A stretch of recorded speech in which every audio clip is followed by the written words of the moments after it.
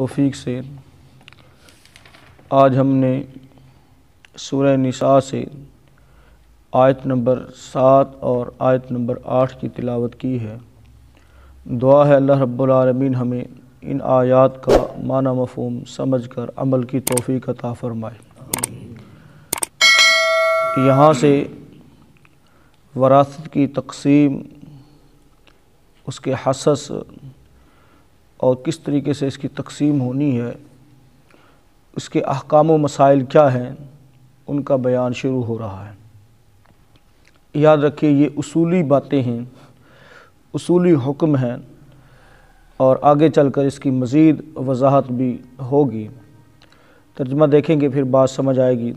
فرمایا للرجال، لام کے نیچے جب زیر آ جائے تو اس کا مطلب ہوتا ہے کے لیے۔ رجال رجل ان کی جمع ہے، مرد، میل۔ للرجال مردوں کے لیے، نصیب حصہ ہے، فکسڈ نصیب مقرر شدہ کو کہتے ہیں نا نصیبوں کا لکھا، یعنی جو لکھا جا چکا ہے، فکس ہو چکا ہے، بندے کے بارے میں مقرر ہو چکا ہے، وہ نہیں ٹال سکتا۔ نصیب مقرر ہے، حصہ ہے، مما اس میں سے، تارا کا جو چھوڑا، الوالدانی والدین نے، والاقربون اور قریبی رشتہ داروں نے، وللنساء اور عورتوں کے لیے بھی، نصیب حصہ ہے، مما اس میں سے، ترک الوالدانی جو چھوڑ جائیں والدین، والاقربون اور قریبی رشتہ دار، مما اس میں سے، قل منہ وہ تھوڑا ہو، او کثر یا زیادہ، وہ جو چھوڑ جا رہے ہیں والدین یا عزیز و اقارب، وہ تھوڑی مقدار میں ہو یا پھر زیادہ مقدار میں ہو، وہ $1 ہو یا $1,000,000 ہو، تھوڑا یا زیادہ جتنا بھی ہو، اس میں سے سب کا حصہ ہے، مردوں کا بھی اور عورتوں کا بھی۔ نصیبا مفروضا، نصیبا حصہ ہے، مفروضہ مقرر کیا ہوا، یعنی ڈن ہے، اس کے اندر کوئی چینج، کوئی تبدیلی نہیں کر سکتا۔ وَإِذَا اور جب حضر القسمت حاضر ہوں تقسیم کے وقت، اولو القربا قرابت والے، قریبی رشتہ دار، والیتامی اور یتیم، والمساکین اور مسکین لوگ، فارزقوہم منہ تو انہیں بھی ان میں سے کچھ دو۔ یہ وہ لوگ ہیں جن کا اس میں حصہ تو نہیں بنتا، لیکن صلہ رحمی کرتے ہوئے ان کے ساتھ اس میں سے کچھ نہ کچھ ان کو عطیہ کر دینا، دے دینا۔ وَقُولُوا اور کہو، لہم ان کے لیے، قولاً بات، معروفہ اچھے طریقے سے، بھلی بات، دستور کے مطابق بات کرو، یعنی بیزاری نہ دکھاؤ، موڈ آف نہ کر لو، ماتھے پر تیوری نہ چڑھا لو، بلکہ ان کے ساتھ اچھے طریقے سے بات کرو۔ ترجمہ دوبارہ سے دیکھیں۔ للرجال نصیب مما ترک الوالدان، مردوں کے لیے اس میں سے ایک حصہ ہے جو چھوڑ جائیں والدین، والاقربون اور قریبی رشتہ دار، وللنساء اور عورتوں کے لیے بھی، نصیب حصہ ہے، مما اس میں سے، ترک الوالدان جو چھوڑ جائیں والدین، والاقربون اور قریبی رشتہ دار، مما قل منہ او کثر اس میں سے جو اس مال سے تھوڑا ہو یا بہت، نصیبا مفروضا اس حال میں کہ مقرر کیا ہوا حصہ ہے۔ وَإِذَا اور جب حضر القسمت حاضر ہوں تقسیم کے وقت، اولو القربا رشتہ دار، قرابت والے، والیتامی اور یتیم، والمساکین اور مسکین لوگ، فارزقوہم منہ تو ان میں سے، اس میں سے انہیں بھی کچھ دو۔ وقولوا اور کہو، لہم ان کے لیے، قولا معروفا بھلی بات، اچھی بات۔ محترم بھائیو، آج کا جو ہمارا سبق ہے اس میں 5 باتیں ذکر کی گئی ہیں، ترتیب وار انشاءاللہ ہم ان کو دیکھیں گے۔ پہلی چیز، ترک الوالدین والاقربون، جو کچھ چھوڑ جائیں والدین اور قریبی رشتہ دار۔ اقربون جو ہے یہ اقرب سے ہے قریب ترین، اردو کے اندر بھی لفظ قریب استعمال ہوتا ہے۔ قریب ترین جو رشتہ دار ہیں ان میں وہ جو کچھ بھی چھوڑ کر جاتے ہیں اس میں سے ان کی اولاد کی تقسیم، یا ان کی اولاد نہیں ہے تو پھر وہ دیگر رشتہ داروں کے اندر اس کی تقسیم ہوگی۔ والدین جو کچھ چھوڑ جائیں اس میں سے مردوں کا بھی حصہ ہے اور اس میں سے عورتوں کا بھی حصہ ہے۔ یہ حصے فکسڈ ہیں، اللہ کی طرف سے مقرر کردہ ہیں، اس میں ہم انسان اپنی طرف سے کسی قسم کی کوئی کمی بیشی نہیں کر سکتے۔ جس طرح سے مردوں کے لیے ہے ایسے ہی عورتوں کے لیے ہے۔ اس آیت مبارکہ میں زمانہ جاہلیت اور بعد کے ادوار میں جو حق تلفیاں ہونی تھی اللہ تعالیٰ نے ان کو رد کر دیا، کیونکہ پہلے یہ ہوتا تھا میراث کی تقسیم کے مختلف اصول لوگوں نے بنائے ہوئے تھے۔ پہلا اصول یہ تھا کہ دوستی بھائی چارہ، اتنی قربت ہوتی ہے، حالانکہ نسب کا کوئی رشتہ نہیں تھا لیکن قربت اور تعلق اتنا زیادہ تھا کہ دوست کی وراثت کا حقدار بنتا تھا۔ میں نے اس کو جی بھائی بنا لیا ہے، یہ جی میرا بھائی ہے۔ اب سگا بھائی سائڈ پہ ہو گیا اور وہ بھائی آ گیا، یہ ایک تعلق چلتا تھا۔ دوسرے نمبر پر ولا، ٹھیک ہے، ولایت کا تعلق تھا، یہ بھی دلی دوستی کہتے ہیں اس کو بھی۔ حلیف یعنی ایک دوسرے کا، جس طرح سے ہم سپورٹر ہوتے ہیں ایک دوسرے کے، حلیف، تو حلیف بھی وراثت میں شریک ہوتے تھے۔ تو اسلام نے ان سارے نظریات کو رد کر دیا۔ اور دوسرا ایک طریقہ تھا متبنہ بیٹا، یعنی منہ بولا بیٹا، بندے کی وراثت نہیں ہے، اولاد نہیں ہے تو اس نے کسی کو منہ بولا بیٹا بنا لیا ہے۔ اب منہ بولا بیٹا جو ہے وہ اس کے سارے مال کا کیا بن جاتا تھا؟ وارث بن جاتا تھا، جبکہ اس کے بہن بھائی، جو بندہ فوت ہو رہا ہے اس کے بہن بھائی سارے موجود ہیں، ان کو کچھ بھی نہیں ملتا۔ متبنہ جو ہے منہ بولا بیٹا وہ ساری چیز کا مالک بن بیٹھتا تھا۔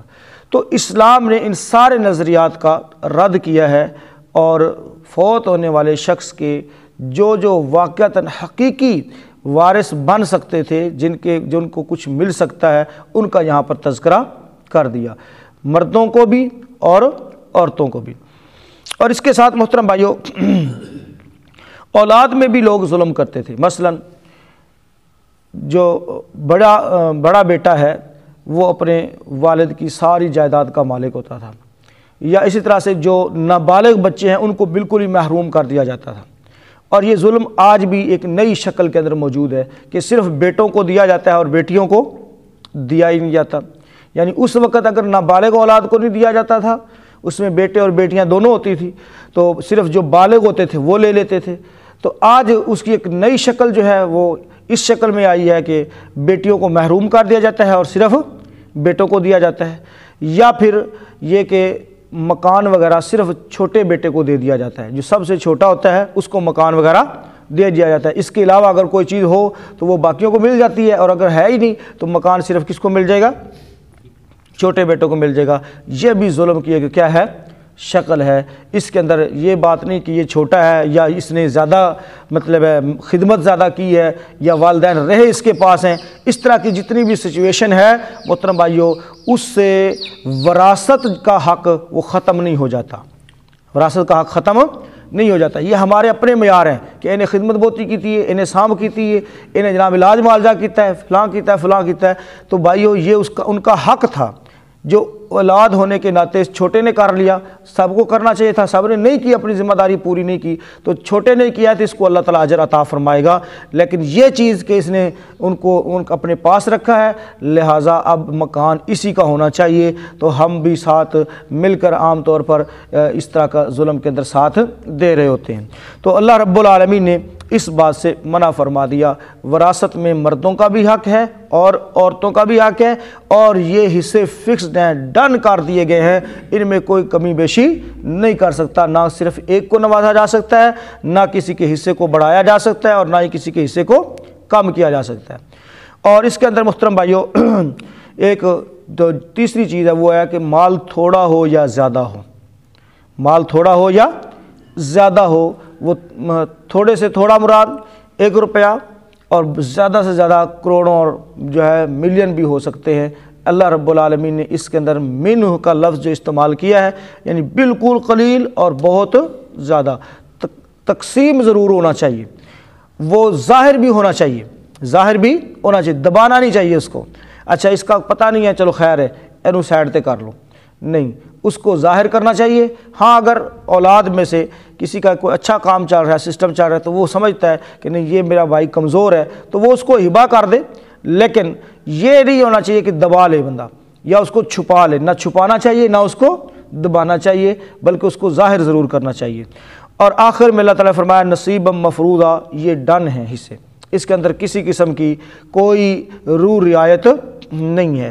اور یہ جو وراثت کی تقسیم ہے نا محترم بھائیوں، اس کو بھی ذہن میں رکھیں کہ وراثت کی تقسیم جتنی جلدی ہو سکے کر لینی چاہیے۔ جو وراثت ہے اس کی جتنی جلدی تقسیم ہو کر لینی چاہیے۔ یہ جو باتیں عام طور پر مشہور ہیں نا، کیونکہ بعد میں بہت پریشانیوں کا سامنا کرنا پڑتا ہے، یہ جو عام بات مشہور ہے نا کہ ابھی تو کفن بھی میلا نہیں ہوا، ابھی تو غم نہیں ختم ہوا، فلاں نہیں ہوا، فلاں ہوا۔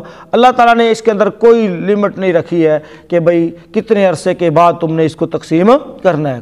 اس کو جتنی جلدی ہو اس پروسیس کو مکمل کر لینا چاہیے، تاکہ آپس کی جو محبتیں ہیں وہ قائم رہ سکیں۔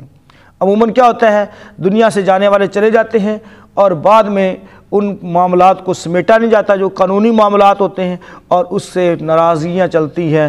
بھائی تو بہت اچھے رہے، آگے بھائیوں کی اولاد آپس میں ایک دوسرے کے منہ بھی نہیں لگتی، ایک دوسرے کو دیکھنا گوارا بھی نہیں کرتی۔ تو یہ معاملہ کب خراب ہوتے، معاملات کب خراب ہوتے ہیں، یہ محبتیں کب ختم ہوتی ہیں، جب ہم اللہ رب العالمین کے احکامات کے مطابق کسی بھی جگہ پر ہم سمجھتے ہیں کہ نہیں ہم زیادہ سمجھدار ہیں۔ بھائیو ہم سمجھدار نہیں ہیں، جتنے مرضی ہم اخلاقی ہوں، جتنے مرضی ہم آپس کے اندر کوآپریٹو ہوں، یاد رکھیے اللہ رب العالمین نے جو احکامات نازل فرمائے ہیں ان احکامات پر نہ چلنے سے ہمیں نقصان ہی ہوگا، فائدہ نہیں ہو سکتا۔ تو اس اعتبار سے کہ ہمارے آپس کے اندر محبت، ٹھیک ہے محبتیں اپنی جگہ پر، لیکن وہ جو قانونی سسٹم ہے اس کے اندر ساری تقسیم مکمل ہو جانی چاہیے۔ اس کے اندر کوئی نہ تو کوئی تانے کی بات ہے، نہ ہی اس کے اندر محترم بھائیو کوئی ایسی بات ہے کہ نہیں ابھی تو کفن بھی میلا نہیں ہے، اینو تو مال دی پئی ہے، اینو دکاناں دی پئی ہے، اینو زمین دی پئی ہے۔ تو یہ قانونی چیزیں ہیں، اس کو مکمل کر لینا، اس پروسیس کو، یہی اس کے اندر بہتری ہے۔ آخر کے اندر اللہ رب العالمین نے جو نصیحت کی ہے آیت نمبر 8 کے اندر، وہ بڑی زبردست ہے اور سمجھنے والی ہے۔ یہاں تو ہم حقدار کو اس کا حق دینے کے لیے تیار نہیں ہوتے۔ اللہ تعالیٰ تو فرما رہے ہیں اس وقت کوئی یتیم آ جائے، کوئی اور رشتہ دار آ جائے، اس ہوپ کے ساتھ، اس امید کے ساتھ کہ چلو ونڈن لگے نے، کوئی سانو بھی کچھ تھوڑی بہت کوئی چیز لب جائے گی، تو اللہ تعالیٰ فرماتے ہیں ان کو بھی خالی ہاتھ نہیں بھیجنا، ان کو بھی خالی ہاتھ نہیں بھیجنا۔ پرسنٹیج تو اللہ تعالیٰ نے مقرر نہیں کی۔ یہ وہ لوگ ہیں جو وراثت سے محروم ہیں، وراثت میں ان کا کوئی حق نہیں ہے، لیکن صلہ رحمی ان کے ساتھ ضرور کرنی ہے، ان کو کچھ نہ کچھ دینا ہے۔ اس کا ایک فائدہ تو یہ ہوگا کہ جو دنیا سے چلے گئے ہیں والدین وغیرہ، تو ان کو بھی اس کا اجر ملے گا۔ ان کو کیا ملے گا؟ اس کا اجر ملے گا۔ والدین کی چھوڑی ہوئی وراثت میں سے ضرور بھی ضرور صدقہ خیرات کرنا چاہیے، کیونکہ جو کچھ وہ چھوڑ کر جا رہے ہیں ان کا جو مال ہے وہ تمہارے لیے وراثت ہے، اس کے اندر کوئی شک نہیں، لیکن اگر اس میں سے خرچ کیا جائے گا تو اس کا اجر کن کو ملے گا؟ ڈائریکٹ دنیا سے جانے والوں کو ملے گا۔ تو ایک فائدہ ان کو یہ ہے۔ دوسرا فائدہ ان کا اس کا یہ ہے کہ جو رشتہ دار، اولو القربہ، عزیز، یتیم، مسکین لوگ آئے ہیں، ان کے دل میں محبت اور ان کے ساتھ صلہ رحمی ہو جائے گی، اور صلہ رحمی کا ڈبل اجر ہوتا ہے، صلہ رحمی کا ڈبل اجر ہوتا ہے محترم بھائیوں۔ تو اس اعتبار سے اللہ تعالیٰ دوسروں جن کا حق نہیں بھی بنتا ان کو بھی ادا کرنے اور دینے اور ان کے اوپر بھی خرچ کرنے کا حکم دے رہے ہیں۔ چے جا کے بندہ جن کا حق بنتا ہے انہوں نے بھی آکھا خلی ولی تسی جاؤ، ہاں جی تہاڈا تے اتھے بندا ہی کوئی نہیں ہے۔ سمجھ آ رہی ہے بات کی؟ یعنی بندہ یہ کہے کہ نہیں ان کو پھر کورٹ کچہریوں کے اندر گھسیٹنا شروع کر دے، اور یہ کورٹ کچہریاں آباد ہی ہمارے رویوں کے ساتھ ہیں، یاد رکھیں۔ ہمارے اپنے جو معاملات ہیں ان کی وجہ سے یہ کورٹ کچہریاں کیا ہیں؟ آباد ہیں۔ اگر ہم اپنے دل کو سمجھا لیں کہ بھئی یہ حق ہے، کاغذات کی رد و بدل اور کاغذات کی تبدیلی اور نام وغیرہ چینج کر لینے سے وہ میرا نہیں ہو سکتا جب تک میرا اس کے اوپر اصل حق نہ ہو۔ سمجھ آ رہی بات کی؟ دھوکے سے، فراڈ سے، محکمہ مال کے ساتھ مل کے، جج کو خرید کے، وکیل کو خرید کے وہ اگر ہم اپنے نام کروا بھی لیں گے تو کیا خیال ہے وہ میرے نام چڑھ جائے گا، وہ میرے لیے جائز ہو جائے گا، حلال ہو جائے گا میرے لیے؟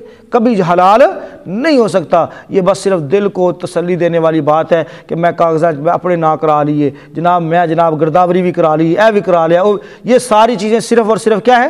اپنے آپ کو تسلی دینے کی خاطر ہے۔ محترم بھائیو، جس کا جو نہیں ہے وہ جتنے مرضی جو ہے کیس کر کے اپنے کھاتے میں جو ہے فیصلے لے لے، محترم بھائیو وہ اس کا نہیں ہے اللہ کے ہاں۔ کیوں؟ اس لیے کہ اللہ رب العالمین مقرر کر دیا ہے، جس نے کوئی چیز سیل کر دی ہے وہ اس کی نہیں ہو سکتی، اللہ رب العالمین نے اس معاملے کے اندر واضح کر دیا ہے۔ تو بھائیو ہمیں چاہیے کہ اپنی جو ہے اصلاح کریں، دنیا کے مال کی طرف نہ دیکھیں، دنیا داری کی طرف نہ دیکھیں، اپنی آخرت کی طرف دیکھیں، اللہ کی طرف دیکھیں۔ تقوی اور پرہیزگاری اسی چیز کا نام ہے۔ اللہ تعالیٰ سے دعا کرتے ہیں بات کو سمجھنے کی، عمل کی توفیق عطا فرمائے۔ دیکھ لیجئے ان آیات کو، جو بات سمجھ نہ آئے تو پوچھ لیجئے۔